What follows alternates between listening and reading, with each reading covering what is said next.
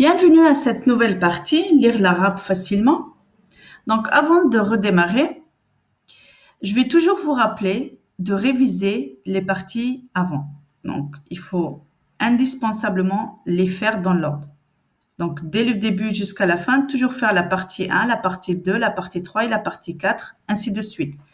Donc toujours réviser. Maintenant, avant de démarrer cette partie-là, révisez la phase avant, au moins une lettre avec un mot. Donc vous allez voir à quel stade vous êtes. Si vous voyez que vous êtes très à l'aise, vous pouvez continuer facilement. Donc maintenant, on a pris les vocalisations. Il nous reste maintenant seulement la dernière. Donc juste avant, on avait pris sukun. Donc sukun, on avait dit ça absorbe la lettre. Maintenant, on a quelque chose qui s'appelle shadda. C'est l'inverse. C'est quelque chose qui va venir accentuer la lettre. Et pareil, elle ne peut jamais jamais s'écrire en première lettre du mot.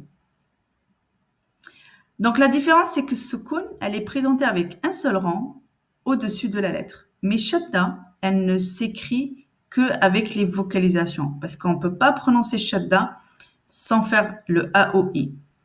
Donc ici, shadda et fatha. Donc je vous le montre l'exemple tout en bas. Donc j'ai mis abba. Donc vu qu'on dans la langue arabe, on aime bien la calligraphie et on aime bien une belle écriture. Donc normalement, shadda, ça représente la même lettre avec sukun plus une lettre vocalisée après. Donc c'est exactement la même lettre. Donc normalement, au lieu de dire abba, donc d'écrire la lettre deux fois, on va faire abba. Donc le ba sukun ba fatha il va être présenté par shadda. Donc ça fait abba. Donc on est en train d'accentuer la lettre. Donc on va faire la même chose avec le ou. Donc abba, abbu et abbi. Donc regardez au niveau de l'écriture, shadda s'écrit toujours au-dessus de la lettre. Donc il y a shadda avec fatha et on peut le faire aussi avec fathatain. Shadda avec dhamma et on peut le faire aussi avec dhammatain. Et shadda avec kasra et on peut le faire avec kasratain. Alors faites attention avec shadda kasra. Le shadda avec kasra, donc le kasra il s'écrit juste en bas de shadda. Ou alors vous avez une autre écriture que je ne préfère pas, de faire shadda en haut et le kasra en dessous de la lettre. Donc c'est comme si on a deux parties détachées. C'est pas très joli. Je préfère celle-ci. Mais si un jour vous tombez sur un bouquin où vous avez l'autre écriture, c'est correct aussi. Donc ici, shadda, on va venir maintenant l'ajouter à la lecture des mots. Donc comme ça, vous aurez travaillé toutes les vocalisations possibles. Donc on va découvrir une nouvelle lettre encore et ensuite on va venir lire avec shadda. Donc on a pris avant la lettre Jim qui a le point dans le ventre. Donc ici, c'est la même lettre qui ressort, mais sauf qu'elle n'a pas de point. Donc ici, on a le ha. Donc c'est comme si ça gratte un petit peu on le prononce avec la voix un petit peu cassée, ou alors on sent qu'on a la bouche qui lâche totalement. Ha, ha, ho, hi. Donc il se fait le son. Ha. Donc ici on a exactement la même écriture début, milieu, fin, sauf qu'il n'a pas de point. Donc ça, quand on va venir faire la lecture, il faut faire très attention à ça. Donc maintenant, on va lire. Vous allez voir qui est sukun, qui est shadda. Han. Donc maintenant, on connaît quand on met le han, on ajoute alif sans faire de prolongation. Han. Hi. Alors maintenant, on a le jim. Attention, il y a le je avec le point en bas. Ju. Ri. Hat. Donc vous voyez, il y a le ta sukun. Jurihat. Da. Ha. Daha. Donc, on imagine qu'on prononce le mot sans le shadda, donc ça va faire daha. Maintenant, avec shadda, daha. Donc, vous voyez bien la différence, c'est vraiment accentué. Donc, comme si vous êtes en train d'accentuer la lettre. Daha. Ha. Ton. Ha. Ton. Donc, faites attention aussi, maintenant, il y a ta marbuta. Ma, sa, مسح مسح جي دارا جدارا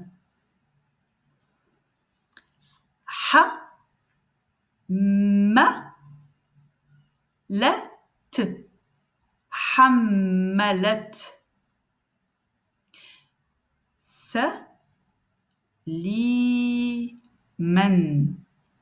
سليما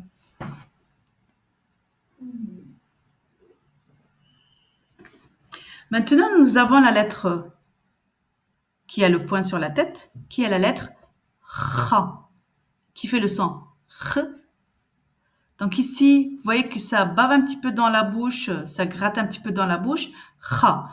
Donc maintenant, dans le lettre mémo, vous pouvez venir ajouter ces trois lettres qui se ressemblent, donc pour pas confondre. Donc on a le jim qui fait le son j, donc qui a le point dans le ventre, en bas. On a le ha qui n'a pas le point. Et on a le kha qui fait le son kh, qui a le point sur la tête.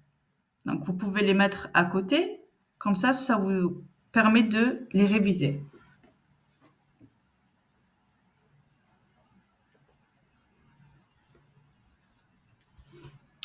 Khan. Bakh. Donc vous voyez, on a ici ce qu'on a à la fin du mot. Bakh. Mukhun. Donc on a mis ici shadda avec les voyelles doublées à la fin du mot. Mukhun. Ta. Sa. Donc ici, on fait très attention à la lettre sin. Donc comme on a plein de boucles, souvent on se sent perdu, on dit tiens, pourquoi il y a tout ça? Donc c'est là où on va faire très attention de ne pas en faire trop. Il faut comprendre qu'il y a plusieurs lettres ici. Donc il y a ta, set, ta, ra, t. Donc ici on a mis shadda et soukoun dans le même mot. Ta, set, tarat. Kha, bi, ron. Khabirun. Sa, la, kha. Salakha. Sa, li, mun. Salimun. Ta, ji, ran.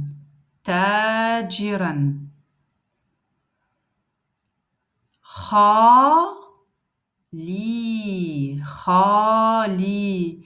Donc, vous voyez ici, entre Aleph et Lam, le Aleph s'accroche de droite et Lam s'accroche de gauche. Donc, on arrive à reconnaître bien la différence entre Aleph et Lam. Donc, ici, ce que vous pouvez arriver à un test, faites une pause et essayez de lire avant de m'écouter. Donc, testez votre lecture. Vous dites, tiens, je vais voir si j'arrive à lire. Et ensuite, essayez de vous corriger en réécoutant et voir si c'est bon ou non. Ce sera pas mal maintenant d'arriver à ce stade de lire avant que je les prononce.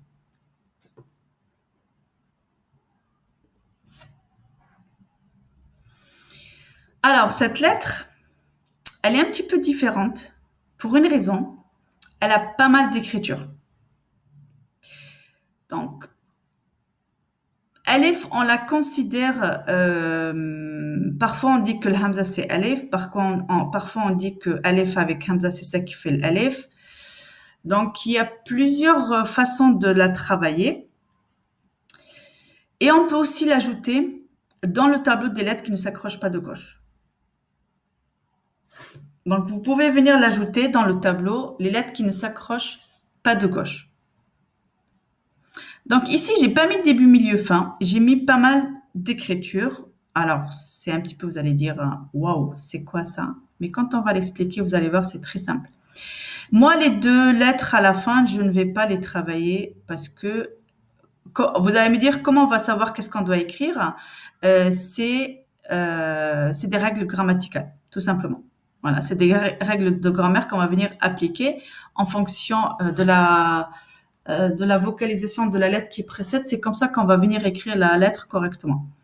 Donc moi, je vais travailler plutôt les lettres simples et vous allez voir quand on va l'expliquer, c'est beaucoup plus simple que ça. Donc j'ai mis d'abord la barre sans le hamza parce que en gros, c'est le hamza qui fait le son A. Donc la première barre, c'est ce qu'on a travaillé, c'est ça qui va faire le son A. Donc ça va être la lettre de prolongation. Et ensuite, on a l'alef, la barre avec hamza qui va faire le son A. Et on peut avoir aussi le hamza toute seule qui fait le son A. Donc c'est pour ça que j'ai mis les trois écritures. Donc la première écriture, on a le alif, le A avec fatha. Donc ici, ça va faire le son A.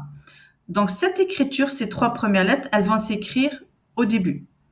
Donc au début, c'est pour ça que je les ai mis dans l'ordre parce qu'on a le début, au milieu et à la fin. Donc au début du mot, et souvent on va l'avoir aussi un petit peu à la fin. Donc si vous voyez le petit logo en bas, Iqra, donc Iqra, le hamza, alif, hamza, elle est écrite à la fin. Donc si on a le alif avec le A, donc ça va faire A. On a l'alif avec le hamza avec le O, ça va faire O. Et puis ici, si on va dire I, donc on va venir écrire le hamza en bas. Donc l'alif, elle sera sur la ligne et le hamza, elle sera un petit peu en dessous de la ligne. Et le kasra, elle sera juste en bas. Donc on a A, O, I. Alors ensuite, vous allez me dire, c'est quoi cette barre avec le petit truc bizarre en haut? Donc je vous ai mis à gauche. Donc ça, c'est l'équivalent de A. Donc si on a alif hamza plus alif de prolongation, ça se fait. Et comme c'est pas très joli de mettre deux alif à côté, et on va venir mettre une barre avec la prolongation. Donc ça va faire A, tout simplement. Ensuite, on a hamza, mais c'est pas sur alif, sur la barre. On a sur ce qu'on appelle un nabira. Donc nabira, ça c'est l'équivalent du, comme la lettre ba. C'est plus petit que alif, donc c'est comme si on va écrire la lettre ba, mais sauf qu'on va mettre hamza. Donc ça s'appelle hamza ala nabira. Donc ici, c'est quand elle est écrite au début du mot.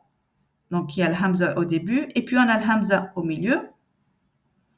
Ensuite, on peut avoir hamza sur la ligne. La plupart du temps, elle s'écrit à la fin du mot. Mais je ne vais pas rentrer dans ces détails parce que c'est une règle de grammaire, donc ça va être un petit peu long à expliquer tout ça. Ensuite, on peut avoir le hamza sur le waw. Mais on fait comme si on ne voit pas le waw, on va prononcer que hamza. Et ensuite, on a hamza. Donc, vous allez me dire, ça c'est ya, mais tu as oublié les points. Non, je n'ai pas oublié les points. Ça s'appelle alif maqsoura. Donc, on la travaille un petit peu après. Je ne vais pas vous l'expliquer maintenant. On la prononce comme si c'est alif. Ça s'appelle alif maqsoura. Elle peut s'écrire à la fin du mot. Donc, il y a le mot hatta. Donc, elle se prononce exactement comme alif de prolongation. Mais ici, on va toutes les prononcer A, O, I. Donc, il n'y a aucune différence par rapport à la prononciation.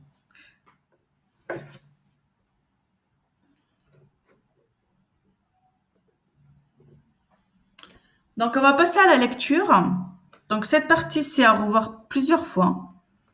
Donc, vous voyez ici, on a OU.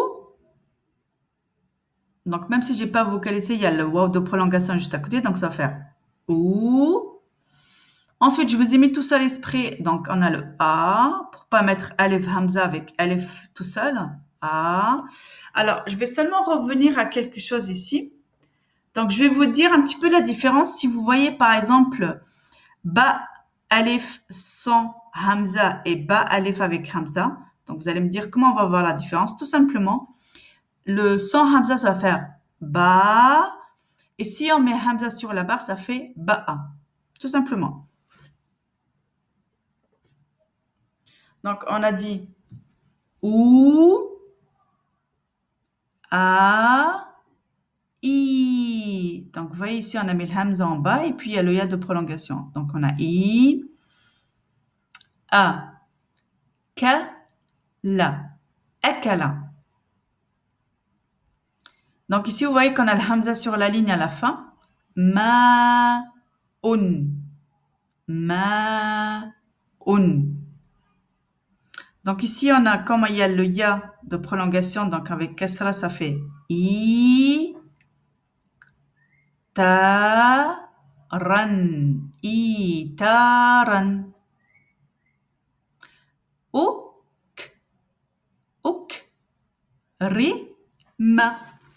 أكرم. Bi. Donc, vous voyez le hamza avec sukoun, bi. Donc, on entend vraiment le A avec sukoun. Bi. Ron. Bi. Ron. Donc, ici, on a les deux mimes. La deuxième, elle a sukoun. Donc, ça va faire même, lou, a. Donc, ici, le hamza, elle est sur la ligne. Même, lou, a, ton. Donc, vous voyez la ta al-marbouta, celle qu'on a écrite, donc c'est le rang. Parce qu'ici, elle a précédé une lettre qui ne s'accroche pas de gauche. Donc, l'alif, vous allez venir l'ajouter dans le petit tableau des lettres qui ne s'accrochent pas de gauche. Normalement, vous avez le d, le ra et maintenant alif. Même lou, aton. A, ma, lun. A, ma, lun. Kou. Donc ici, le hamza sur le waw, on ne le voit pas, mais on va venir faire la prolongation qui est juste après. Kou, ou, sun. Kou, ou, sun. Donc n'hésitez pas à revoir cette partie, à revoir Aleph, à revoir chaque chose qui vous bloque, à le répéter et n'hésitez pas de poser des questions dans les commentaires.